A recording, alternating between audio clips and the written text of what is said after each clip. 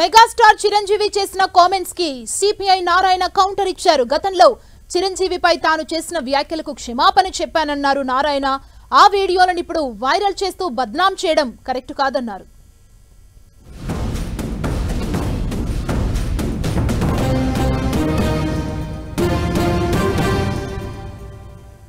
ఎవరో ఒక పొలిటీషియన్, సరే ఎవరికైనా సరే చాలా సాఫ్ట్ టార్గెట్, ఎవరైనా ఏదో మాట అనేసి పర్వాలేదు. అలాగా ఒక పొలిటీషియన్ నన్ను అకారణంగా, నేను ఇప్పుడు పాలిటిక్స్ చాలా దూరంగా ఉన్నా సరే నా గురించి ఏదో అవాకులు చవాకులు ఆయన పేలినప్పుడు చాలామంది అంటారు, ఎవరిని మిమ్మల్ని ఇలా అటాక్ చేస్తుంటారు సోషల్ మీడియాలో మాట్లాడుతుంటారు, మీరేం మాట్లాడరు ఏంటని. నాకు నేను చేసినటువంటి మంచి కార్యక్రమాలు, నేను పొందినటువంటి ప్రేమ అభిమానం, ఇదే నాకు రక్షణ కవచం. నేను మాట్లాడక్కర్లా, నేను చేసుకున్న మంచి మాట్లాడుతున్నట్టు నేను అలాగే అంటుంటాను, ఇది సత్యం.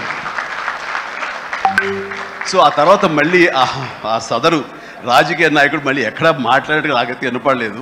అంటే వాళ్ళకు కూడా మనసు ఉంటుంది కదా, వాళ్ళకి ఒక అంతరాత్మ ఉంటుంది కదా, వాళ్ళకి తెలుసు. ఇంటికి వెళ్ళేసరికి ఆయన అంతరాత్మ చెప్పబోయిన ఇంట్లో వైఫ్ అని చెప్పుద్ది, ఏంటి చెప్పు నోరు అని. సో ఇలా ఉంటుంది అన్నట్టు వాళ్ళ ఇది. సో మనం మాట్లాడక్కర్లేదు, మనం చేసుకుంటూ వెళ్ళిపోతూ ఉంటే కనుక ఎవరైతే ఇలాంటి రాతలు కానీ చేతలు కానీ మాటలు కానీ అంటారో వాళ్ళకి అదే సమాధానం. అందుకని నేను ఎప్పుడు దేనికి స్పందించను.